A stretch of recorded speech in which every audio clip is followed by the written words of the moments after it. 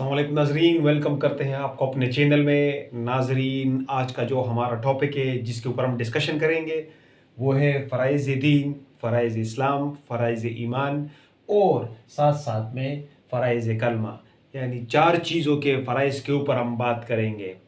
तो चलिए हमारे साथ जुड़िए रहिए और शुरू करते हैं अपना वीडियो।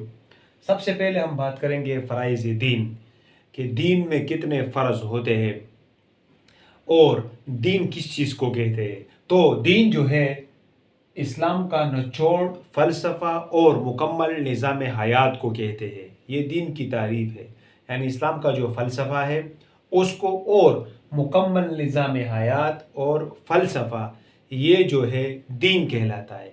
अगर हम फ़राइज़ दीन की बात करें कि दीन में कितने फ़र्ज़ है, या आपसे कोई पूछे कि मुझे दीन में फ़राइज़ बताओ कि दीन में कितने फ़र्ज़ है, तो दीन में जो है 6 फ़राइज़ है, 6 फ़र्ज़ है जिसको हर मुसलमान के लिए सीखना और उसके ऊपर यकीन करना ज़रूरी है।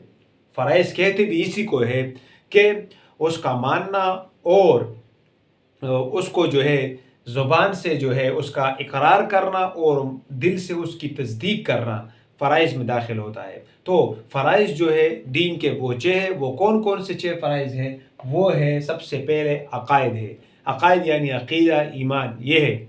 सबसे पहले अक़ाइद, अगर हम 2 की बात कर लें तो वो है इबादत, यानी जैसा नमाज, रोज़ा, हज, ज़कात, मुरक्कब इबादत हो गया, बदनी इबादत हो गया, माली इबादत हो गया। तो ये तो हो गई इबादत की बात। तीसरों की बात अगर हम बात कर ले तो वो है इखलाक।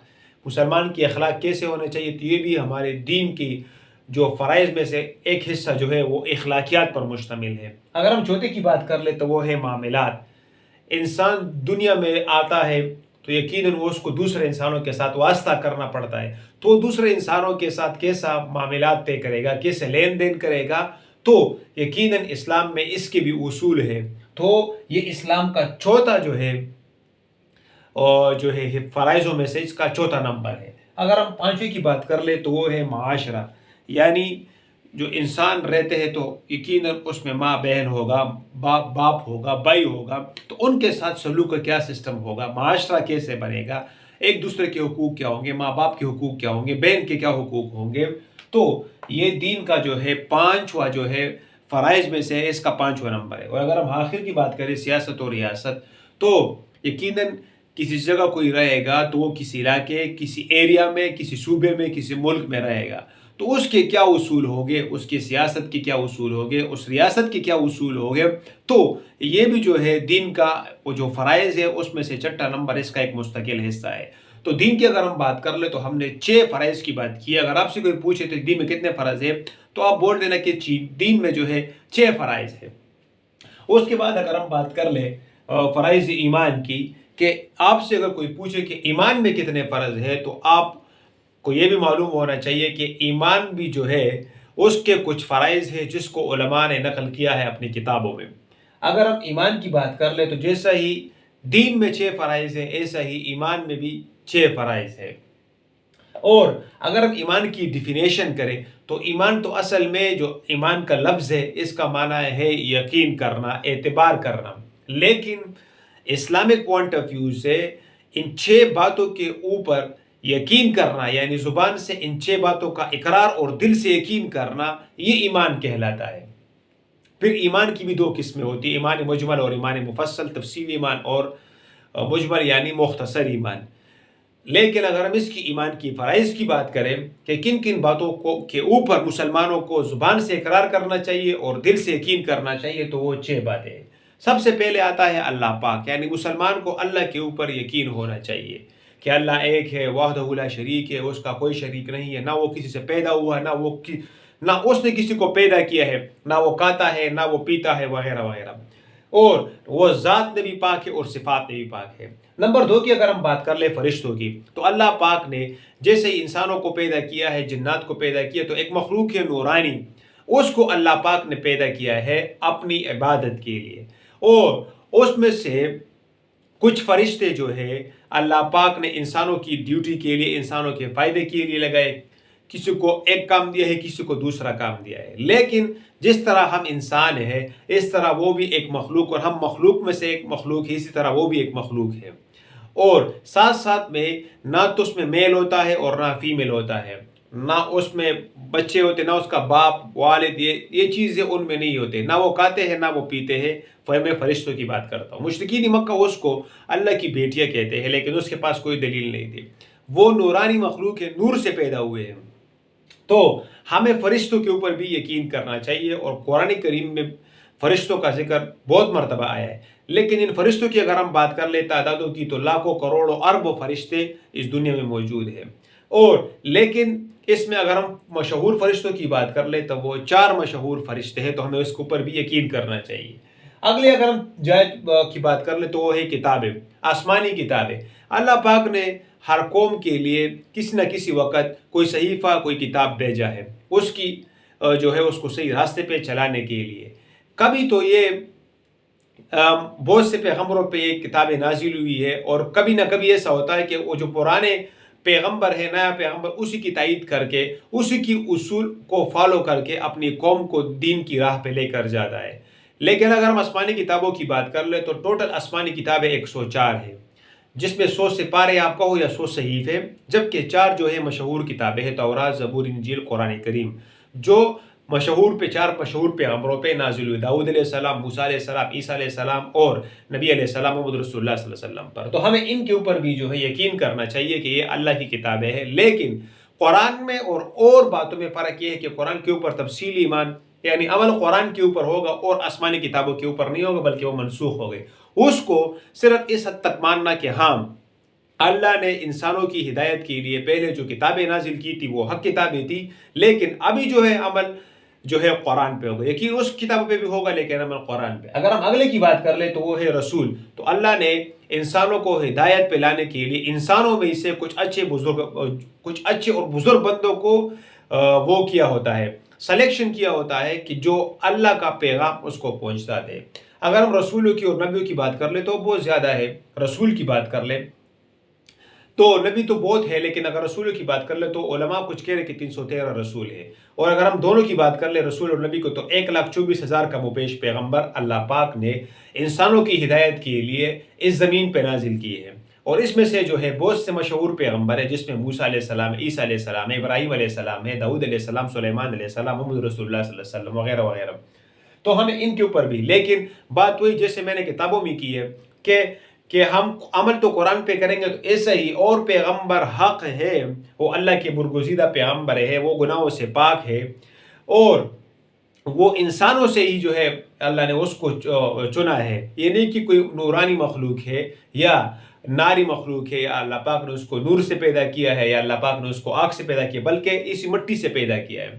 لیکن جیسے ہی اور پیغمبروں کی بات یقین کی حد تک ہے، ایسا ہی محمد رسول اللہ صلی اللہ علیہ وسلم کی بات بھی ہے، لیکن اس کے ساتھ اضافی بات یہ ہے کہ عمل جو ہے وہ قرآن کریم پہ اور محمد رسول اللہ صلی اللہ علیہ وسلم کی سنتوں پہ ہوگا۔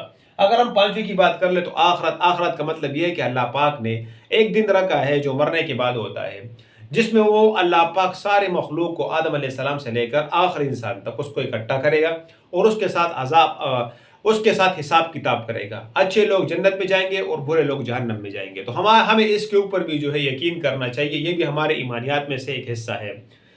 اگر ہم تقدیر پر بات کر لیں تو تقدیر کا مطلب یہ ہوتا ہے کہ وہ چیز جو اللہ پاک کے علم میں پہلے سی ہے، اللہ پاک کو پتا ہے کہ یہ انسان کامیاب ہے کہ ناکام ہے، یہ جنتی ہے کہ جہنمی ہے۔ تقدیر اصل میں اللہ پاک کے علم کو اور اللہ پاک کے فیصلے کو کہتے ہیں۔ جتنے انسان ابھی پیدا ہوئے ہیں، جتنا وہ مستقبل میں کوئی کام کریں گے، تو اس کا نتیجہ اور جو انسان کرے گا، انسان کو تو پتہ نہیں ہوتا ہے کہ وہ مستقبل میں کیا کرے گا، کب مرے گا، کب شادی کرے گا، کب اس کے بچے ہوں گے، اس کے کاروبار کا کیا ہوگا، لیکن اللہ پاک کو یہ سب چیزیں پتہ ہوتی ہے۔ تو تقدیر کے اوپر بھی ہمیں یقین رکھنا چاہیے کہ یہ سب کچھ اللہ پاک کو پتہ ہے، لیکن ہمارا اس میں دخل ہوتا ہے۔ فیصلہ جو اللہ پاک کرتا ہے وہ ہمارے عمل کے بنا پر، اللہ پاک کو تو پتہ ہے، لیکن فیصلہ انسانوں کی عمل کی وجہ سے ہوتا ہے۔ تو یہ 6 ایمانیات تھی جو ہے ایمان میں ہم فرائض کی بات کی ہے۔ اگر ہم اگلے کی بات کر لیں تو وہ ہے فرائض اسلام۔ تو کچھ علماء اسلام کی 5 اور کوئی جو ہے 6 جو ہے فرائض بتاتا ہے اسلام کی۔ اگر ہم اس کی تفصیل کی طرف جائیں تو پہلا ہے کلمہ طیبہ جو ہم پڑھتے ہیں، پہلا کلمہ لا الہ الا اللہ محمد رسول اللہ صلی اللہ علیہ وسلم، یہ اسلام میں پہلا فرض ہے۔ دوسرے کی اگر ہم بات کر لیں تو وہ ہے جیسے انسان کلمہ پڑھ لیتا ہے تو وہ اسلام میں داخل ہو جاتا ہے، تو اس کے اوپر کچھ احکامات ہوتے ہیں۔ تو اس میں جو سب سے پہلا احکام ہے وہ نماز۔ تو اسلام میں دوسرا فرض جو ہے وہ نماز ہے، اور تیسرے کی اگر آپ بات کر لیں تو وہ ہے روزہ، چوتھے کی اگر ہم بات کر لیں وہ ہے حج، ساتھ ساتھ میں زکوٰۃ جو ہے وہ پانچواں۔ لیکن کچھ علماء چٹے کو بھی ذکر کر لیتے ہیں کہ وہ ہے جہاد۔ تو اسلام کی اگر ہم بات کر لیں تو 5 یا 6 جو ہے فرائض اسلام میں ہے، مشہور 5 ہے، جبکہ کچھ علماء چٹا جہاد کو شریک کرتے رہتے ہیں۔ اگر ہم فرائض کلمہ طیبہ کی جو ہم نے پڑھا ہے پہلا کلمہ، اگر آپ کوئی آپ سے پوچھے کہ اس میں کتنے فرائض ہیں، تو اس میں تقریباً 7 فرائض ہیں، اور یہ ہمیں ہر بحیثیت مسلمان ہمیں یاد رہنا چاہیے کہ ہم جو کلمہ پڑھتے ہیں جس سے ایک کافر مسلمان ہوتا ہے کہ ہمیں اس کے کم سے کم اس کے فرائض کا تو ہمیں معلوم ہونا چاہیے کہ کلمہ طیبہ کیا ہے، کس معنی کیا ہے، اور اس کی تفصیلات۔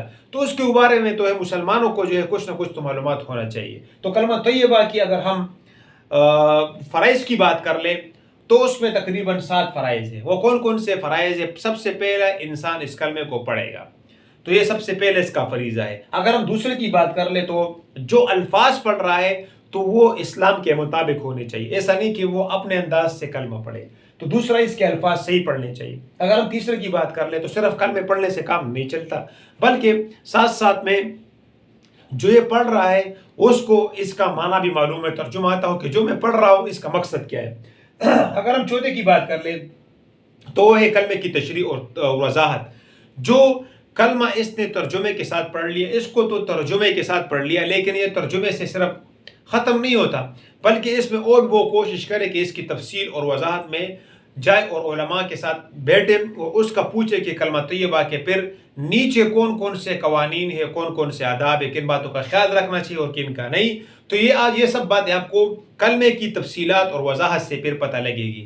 اگر ہم 5ویں کی بات کر لیں تو وہ ہے کلمہ طیبہ کی وہ جو ہے عمل، جو ہے اس کے اوپر عمل کرنا، جو سیکھا ہے پھر اس نے آپ کے اوپر عمل بھی کرنا ہے، کہ آپ کو پتہ لگے جو بھی میں نے بات ترجمے میں سیکھ لی ہے، پھر اس کے بعد جب آپ علماء کے ساتھ بیٹھ گئے اور آپ کو اس کے تفصیلات کا پتہ لگ گیا، تو کوشش کرنا چاہیے کہ جو آپ کو علماء بتا رہے ہیں وہ جو ہے اس کے اوپر آپ عمل بھی کریں، یعنی اپنی زندگی کلمہ طیبہ کے نیچے گزارے۔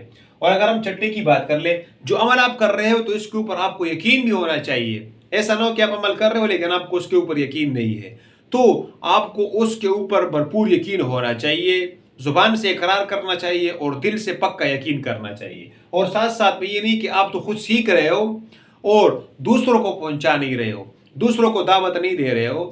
ہماری امت آخری امت ہے، محمد رسول اللہ صلی اللہ علیہ وسلم آخری پیغمبر ہے، تو یہ دین کا کام جو ہے بھلا وہ کسی بھی شعبے میں ہو تو وہ یہی امت کرے گی۔ تو آپ جس کیٹیگری میں ہو، آپ تبلیغ کے شعبے میں ہو، آپ قرآن کے شعبے میں ہو، آپ جہاد کے شعبے میں ہو، آپ تعلیم و تعلم کے شعبے میں ہو، آپ تصنیف کے شعبے میں ہو، جدھر بھی ہو، تو آپ نے جو سیکھا ہے آپ دوسرے کو پہنچانے کی کوشش بھی کرو گے۔ یہ نہیں کہ صرف وہ چیز آپ نے سیکھ لیا، آپ کو اس کو سمجھ آ گئی، آپ اس کے اوپر آپ عمل کر رہے ہو، کوشش کر رہے ہو کہ اپنے آپ کو بدلو اور اس کلمے کے نیچے اپنے زندگی لے کر آؤ، لیکن اس سے کام نہیں چلتا، بلکہ جو آخری فریضہ ہے کنتم خیر امت اخرجت للناس، یعنی دوسروں تک بات پہنچانا، یہی جو ہے اس امت کی جو ہے خصوصیت کی جو باتوں میں سے ایک بات ہے وہ ہے کہ خود سیکھے گا اور دوسروں کو بھی پہنچائے گا۔